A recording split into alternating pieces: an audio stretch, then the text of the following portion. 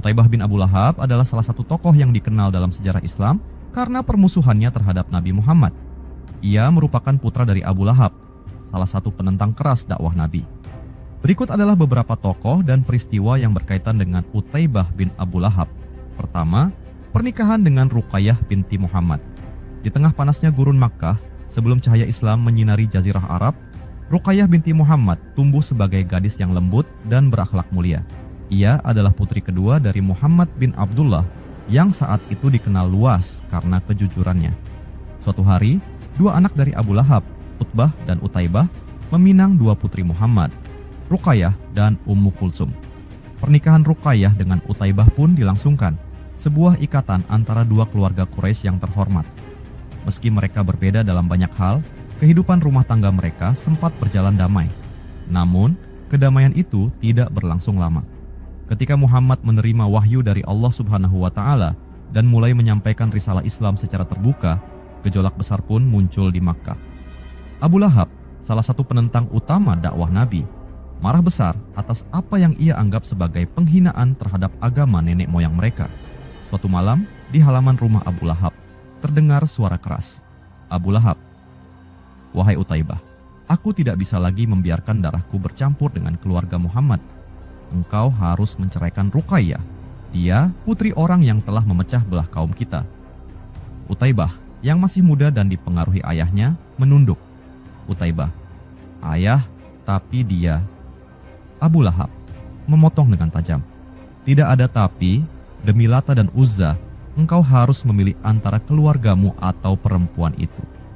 Esok paginya, Ruqayyah duduk di serambi rumah, menunggu suaminya kembali dari pasar. Tapi yang datang bukanlah suami yang lembut seperti biasanya. Wajah Utaibah tegang, langkahnya berat. Utaibah, "Ruqayyah, aku tak punya pilihan." Ruqayyah, lembut namun tegas. "Apakah ini tentang ayahku?" Utaibah, "Ayahku menginginkannya. Dan aku tak sanggup melawan dia. Aku menceraikanmu." Air mata Ruqayyah jatuh perlahan, bukan karena patah hati semata, tapi karena kesedihan mendalam melihat kebenaran ditolak demi kebencian dan tradisi jahiliyah. Ketika kabar perceraian itu sampai kepada Nabi Muhammad, beliau sedih namun tetap bersabar. Namun saat Utaibah menyertai perceraian itu dengan ejekan dan hinaan terhadap ayah mertuanya yang kini menjadi nabi, beliau tidak tinggal diam. Utaibah sambil menunjuk, "Muhammad, aku menolak agama yang kau bawa dan aku tak peduli apapun tentangmu atau keluargamu." Maka Nabi pun berdoa dengan suara tenang, namun penuh harap kepada Rabb-Nya, Nabi Muhammad. "Ya Allah Subhanahu wa Ta'ala, kirimkan salah satu binatang buasmu untuk membinasakannya." Waktu berlalu dan Utaibah pun ikut dalam kafilah dagang ke Syam. Dalam perjalanan, para pedagang yang lain mendengar tentang doa Nabi dan ketakutan pun menyebar. Mereka bahkan mengelilingi Utaibah dengan unta-unta dan barang-barang agar ia terlindungi. Namun malam itu, saat bulan tinggi di langit dan semua tertidur, tiba-tiba terdengar auman dari kejauhan. Seekor singa liar menerobos perlindungan itu, melompati orang-orang dan langsung menerkam Utaibah. Salah seorang pedagang, "Sungguh ini doa Muhammad. Tak satu pun dari kita terluka, hanya dia yang disentuh binatang itu." Dan begitulah akhir dari kisah seorang pria yang memilih membela kebatilan dan menolak kebenaran, Utaibah bin Abu Lahab. Setelah berpisah dari Utaibah, Ruqayyah kembali ke rumah ayahnya.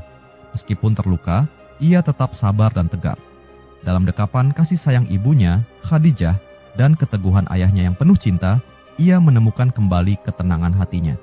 Di sisi lain, Utsman bin Affan, seorang pemuda Quraisy yang tampan, kaya, dan terkenal karena akhlaknya yang mulia, telah memeluk Islam.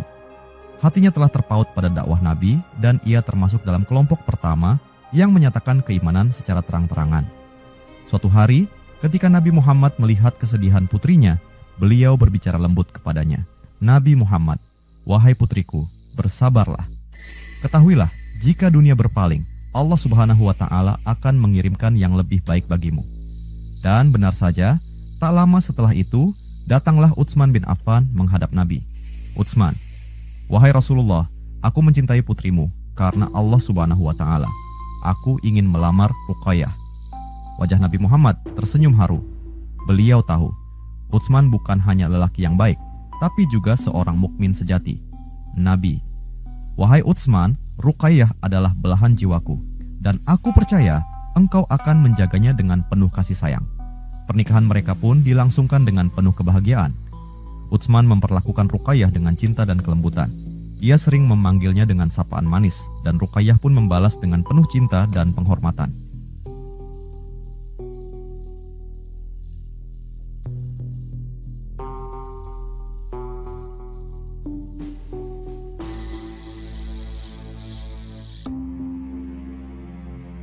Utsman, suatu malam, "Wahai Ruqayyah, jika dunia menolakku, cukup Allah Subhanahu wa Ta'ala dan dirimu di sisiku." Ruqayyah tersenyum, "Dan engkau, wahai suamiku, adalah ketenangan bagiku." Kehidupan mereka menjadi teladan bagi pasangan muslim. Bahkan, Nabi Muhammad pernah menyebut Utsman sebagai Zun Nurain, pemilik dua cahaya, karena ia menikahi dua putri Nabi, pertama Ruqayyah, dan setelah wafatnya, Ummu Kulsum. Namun, ujian kembali datang. Saat perang Badar berkecamuk, Ruqayyah jatuh sakit parah. Utsman yang hendak ikut perang diminta Nabi untuk tinggal di Madinah demi merawat istrinya. Nabi, "Hai Utsman, perang bagimu adalah merawat Ruqayyah. Engkau tetap mendapat pahala orang yang ikut berperang." Ruqayyah pun wafat dalam pelukan suaminya. Wajahnya tenang, seakan sedang tersenyum dalam tidur panjangnya. Utsman menangis perlahan. "Engkau pergi lebih dulu, wahai cintaku. Semoga kita bertemu kembali di surga." Ruqayyah dimakamkan di Baqi, dan Rasulullah sendiri yang turun ke liang lahatnya, penuh duka. Kisah cinta Ruqayyah dan Utsman adalah bukti bahwa cinta yang berlandaskan iman dan kesabaran akan selalu mendapat tempat istimewa di sisi Allah Subhanahu wa Ta'ala. Kedua, permusuhan terhadap Nabi Muhammad. Di tengah hiruk-pikuk Makkah, saat kaum Quraisy masih tenggelam dalam adat dan kepercayaan jahiliyah, muncul cahaya yang mulai menyilaukan kesesatan mereka. Muhammad bin Abdullah, yang dulu dikenal dengan gelar Al-Amin, kini menyampaikan risalah dari Tuhan langit dan bumi. Ia mengajak manusia hanya menyembah Allah Subhanahu wa Ta'ala yang esa. Namun, tidak semua menyambut cahaya itu.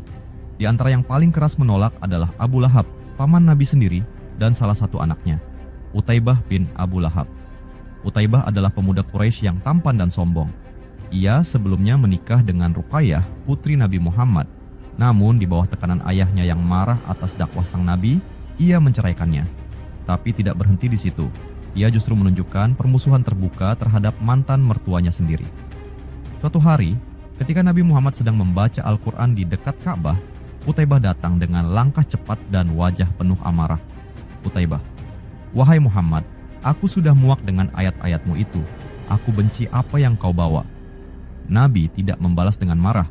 Beliau menatap Utaibah dengan wajah tenang, matanya mencerminkan kasih sayang seorang utusan Allah Subhanahu wa Ta'ala. "Nabi Muhammad, wahai keponakanku, aku hanya menyampaikan kebenaran dari Rabb semesta alam. Mengapa engkau marah terhadap sesuatu yang akan menyelamatkanmu?" Utaibah mendesis, dadanya naik turun karena emosi. "Utaibah, aku bersumpah demi Lata dan Uzza, jika aku melihatmu lagi, aku akan menginjak-injak kitabmu itu." Kemudian ia mendekat lebih dekat dan dengan kasar mencaci Nabi. Ia bahkan meludah ke arah beliau, meskipun tidak mengenainya, dan merobek sebagian dari lembaran mushaf yang sedang dibaca Nabi.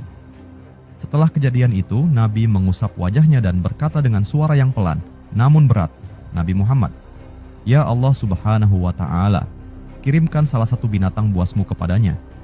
Sahabat-sahabat yang menyaksikan kejadian itu gemetar, namun Utaibah justru tertawa sinis. "Utaibah, kalau Tuhanmu benar-benar kuat, biarlah dia buktikan ucapanku ini." Ia lalu bergabung dalam kafilah dagang Quraisy yang akan berangkat ke Syam. Sebagian kafilah sempat menasihatinya agar berhati-hati, karena mereka mendengar Nabi telah berdoa atas dirinya.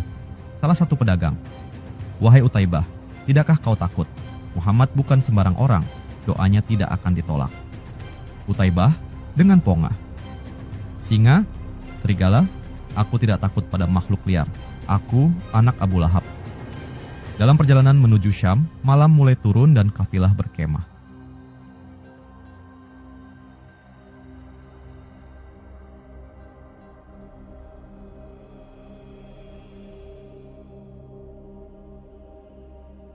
Mereka mengelilingi Utaibah dengan peralatan dan unta-unta agar ia terlindungi, karena rasa takut mulai merayap di hati mereka. Tapi bagi Utaibah, semuanya hanya mitos. Namun, malam itu menjadi malam terakhir bagi Utaibah. Seekor singa liar turun dari bukit, aumannya menggema di langit malam. Hewan itu menghampiri perkemahan, mengendus-endus para pedagang, lalu melompati mereka semua dan langsung menerkam Utaibah, mencabik tubuhnya di depan mata teman-temannya yang tak bisa berbuat apa-apa. Salah seorang dari mereka, "Demi Allah Subhanahu wa Ta'ala, ini bukan singa biasa. Ini adalah utusan dari langit." Keesokan paginya, berita kematian Utaibah sampai ke Makkah.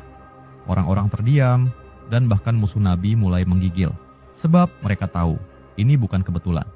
Permusuhan Utaibah terhadap Nabi Muhammad berakhir dengan kehinaan dan kematian yang tragis. Ia menjadi salah satu contoh nyata tentang bagaimana kesombongan dan permusuhan terhadap kebenaran akan berujung pada kebinasaan. Setelah wafatnya Utaibah, berita tentang kematiannya karena singa cepat menyebar ke penjuru Makkah. Orang-orang mulai berbisik, sebagian mulai takut, namun sebagian lainnya, terutama kaum kafir Quraisy, justru semakin keras dalam penolakannya. Di rumah Abu Lahab, sang ayah meradang setelah mendengar nasib anaknya. Abu Lahab menepuk dadanya. "Ini pasti ulah Muhammad. Dia telah menyihir anakku.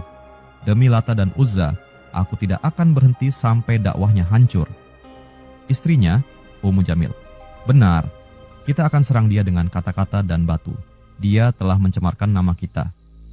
Abu Lahab dan istrinya mulai menyebar fitnah, mencaci Nabi Muhammad di pasar-pasar, menyebarkan bahwa beliau adalah penyihir, orang gila, bahkan pemecah belah keluarga. Suatu hari, Nabi Muhammad naik ke Bukit Syafa. Dengan suara lantang dan penuh keyakinan, beliau memanggil seluruh suku Quraisy. "Nabi Muhammad, wahai Bani Fir, wahai Bani Adi, wahai semua kaum Quraisy, jika aku beritahukan bahwa ada pasukan berkuda di balik bukit ini hendak menyerang kalian, apakah kalian akan mempercayaiku?" Orang-orang menjawab serempak, "Kaum Quraisy, tentu kami tak pernah mendapati engkau berdusta." Lalu Rasulullah berkata dengan tenang, "Nabi, kalau begitu ketahuilah, aku adalah pemberi peringatan bagi kalian sebelum datang azab yang pedih. Sembahlah Allah Subhanahu wa Ta'ala, Tuhan yang Esa, dan tinggalkan berhala-berhala kalian." Seketika suasana berubah. Dari antara kerumunan terdengar suara kasar dan sinis. "Abu Lahab, celakalah engkau sepanjang hari ini Muhammad, hanya untuk ini engkau kumpulkan kami." Wajah Nabi tetap tenang, meski hatinya perih karena penolakan datang dari pamannya sendiri. Tak lama setelah itu, Allah Subhanahu wa Ta'ala menurunkan surah khusus. "Binasalah kedua tangan Abu Lahab, dan sesungguhnya dia akan binasa." Quran Surat Al-Lahab ayat 1. Permusuhan Quraisy tak hanya berupa kata-kata, mereka mulai melancarkan serangan fisik dan tekanan sosial. Rasulullah dilempari batu, dicaci di jalan, bahkan pernah suatu ketika saat beliau sujud di dekat Ka'bah, usus unta dilemparkan ke punggung beliau oleh Uqbah bin Abi Mu'ith. Sementara Abu Jahal dan Abu Lahab tertawa puas melihatnya. Sahabat Abdullah bin Mas'ud menceritakan, "Aku melihat dengan mataku sendiri Rasulullah tetap sujud hingga Fatimah datang membersihkan kotoran itu dari punggungnya." Di tengah tekanan yang makin kuat, Quraisy mencoba jalur diplomasi. Mereka mendatangi Abu Thalib, paman Rasulullah yang sangat melindunginya. Utbah bin Rabi'ah, "Wahai Abu Thalib, keponakanmu telah menghina Tuhan-Tuhan kami. Serahkan dia kepada kami, atau kami akan perang." Abu Thalib pun menyampaikan hal ini kepada Nabi dengan hati berat. "Abu Thalib, wahai keponakanku, mereka tak akan membiarkanmu. Jangan bebani aku dengan sesuatu yang tak mampu kupikul." Nabi Muhammad menatap pamannya, penuh hormat namun dengan tekad yang tak tergoyahkan. "Nabi, wahai pamanku, demi Allah Subhanahu wa Ta'ala, andai mereka meletakkan matahari di kananku dan bulan di kiriku, agar aku meninggalkan dakwah ini, aku tidak akan berhenti hingga Allah Subhanahu wa Ta'ala memenangkannya atau aku binasa karenanya." Abu Thalib terdiam sejenak lalu menatap keponakannya penuh bangga. "Abu Thalib, pergilah wahai keponakanku, katakan apa yang engkau mau. Demi Allah Subhanahu wa Ta'ala, aku tidak akan menyerahkanmu kepada mereka." Permusuhan terhadap Nabi Muhammad bukan hanya dari orang asing, tapi dari orang-orang terdekatnya sendiri. Namun dengan kesabaran, keberanian, dan pertolongan dari Allah Subhanahu wa Ta'ala, Rasulullah tetap teguh dalam menyampaikan risalah Islam kepada umat manusia. Ketika segala upaya untuk membungkam Nabi Muhammad gagal, mulai dari bujuk rayu, ancaman, hingga kekerasan fisik, kaum Quraisy sepakat untuk memutus total hubungan dengan Bani Hashim dan Bani Abdul Muthalib, dua kabilah yang melindungi Nabi. Sebuah kesepakatan tertulis ditempelkan di dinding Ka'bah.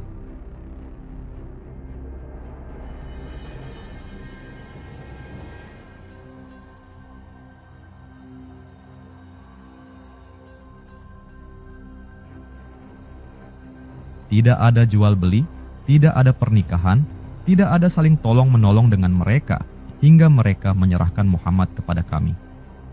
Mulailah masa pemboikotan. Rasulullah, Abu Thalib, Khadijah, dan seluruh anggota Bani Hashim terpaksa mengungsi ke sebuah lembah sempit bernama Syi'ib Abu Thalib. Hari-hari pun berlalu dalam derita. Fatimah dengan suara lirih, "Ayah, perutku lapar." Nabi Muhammad memeluk putrinya. "Sabar, wahai permata hatiku. Allah Subhanahu wa Ta'ala tidak tidur, pertolongannya akan datang."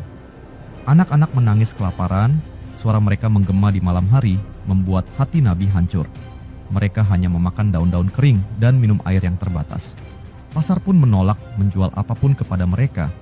Jika ada yang mencoba membantu secara sembunyi-sembunyi, mereka diancam oleh Quraisy. Namun meski dalam penderitaan, keimanan tidak goyah. Khadijah dengan suara lemah, "Wahai kekasih Allah Subhanahu wa Ta'ala, aku tidak menyesal. Aku bangga menjadi istrimu meski harus menanggung semua ini." Rasulullah menggenggam tangan istrinya, matanya berkaca-kaca. "Nabi Muhammad, Khadijah, engkau adalah penopang dakwah ini. Kesabaranmu akan dicatat langit." Setelah 3 tahun, pemboikotan itu akhirnya berakhir. Seorang Quraisy yang berhati nurani, Hisham bin Amr, merasa tidak tega melihat penderitaan kaum keluarga Nabi. Ia bersama beberapa tokoh Quraisy lain yang mulai melembut hatinya, seperti Zuhair bin Abi Umayyah, membongkar kesepakatan jahat itu. Saat mereka membuka lembaran perjanjian yang disimpan di Ka'bah, ternyata rayap telah memakan semua isi tulisan kecuali bagian yang menyebut Bismika Allah Subhanahu wa Ta'ala. Pemboikotan pun usai, namun luka mendalam belum selesai. Tak lama setelah itu, 2 orang tercinta Rasulullah wafat, Khadijah, istrinya yang setia, dan Abu Thalib, pelindungnya yang paling setia dari kalangan Quraisy. Tahun itu disebut sebagai Am al-Huzn, tahun kesedihan. Nabi Muhammad berbisik di sisi jenazah Abu Thalib, "Wahai pamanku, engkau telah melindungiku saat dunia melukaiku. Semoga Allah Subhanahu wa Ta'ala meringankanmu di alam sana." Nabi menangis di sisi Khadijah. "Khadijah, engkau telah mengorbankan segalanya untuk Islam. Cinta dan pengorbananmu tidak akan pernah terlupakan." Dalam keputusasaan dan kesedihan, Nabi Muhammad mencoba mencari perlindungan dan penerimaan di luar Makkah. Beliau melakukan perjalanan ke Taif, berharap bahwa suku Tsaqif di sana mau mendengar dakwahnya. Namun harapan itu justru dibalas dengan lemparan batu dan hinaan. Pemimpin Taif, "Apakah Allah Subhanahu wa Ta'ala tidak menemukan orang lain selain engkau untuk menjadi nabi?" Anak-anak kecil di jalanan dilemparkan batu ke arah Rasulullah. Tubuh beliau berdarah, kaki terluka parah. Dalam keadaan letih dan berdarah, beliau duduk di bawah pohon anggur milik 2 saudagar Kristen, Utbah dan Syaibah, dan berdoa, "Nabi Muhammad, ya Allah Subhanahu wa Ta'ala, kepadamu aku mengadu lemahnya kekuatanku, sedikitnya daya upayaku, dan kehinaanku di hadapan manusia. Jika engkau tidak murka padaku, maka aku tidak peduli. Namun rahmatmu lebih aku harapkan." Kisah ini bukan sekadar sejarah penderitaan, tapi kisah tentang keteguhan, cinta, dan pengorbanan. Nabi Muhammad tidak menyerah, bahkan di saat seluruh dunia menolaknya. Allah Subhanahu wa Ta'ala sedang menyiapkan jalan baru, hijrah ke Madinah.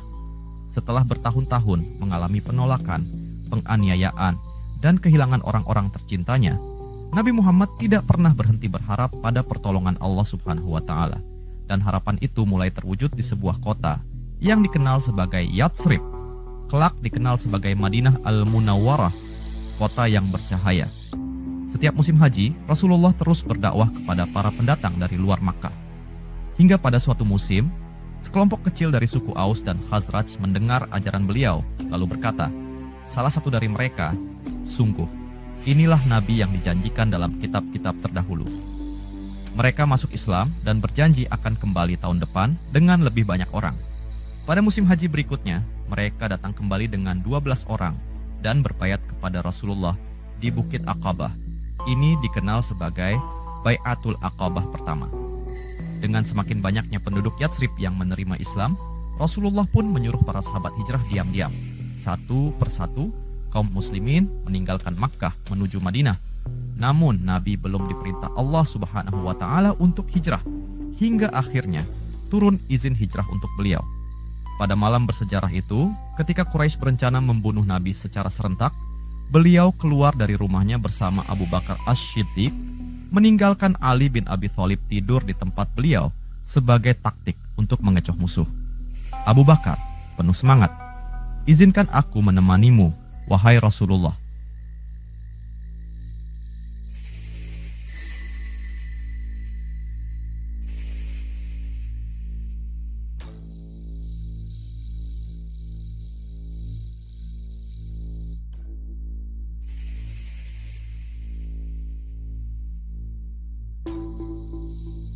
Nabi Muhammad, "Engkau akan menemaniku dalam perjalanan ini, wahai Abu Bakar." Mereka pun bersembunyi di Gua Tsur selama 3 malam. Quraisy mengerahkan pasukan pemburu, bahkan hampir menemukan tempat persembunyian mereka. Namun Allah Subhanahu wa Ta'ala melindungi kekasihnya dengan cara yang menakjubkan. Sebuah laba-laba membangun jaring di pintu gua dan burung-burung bertelur di depannya.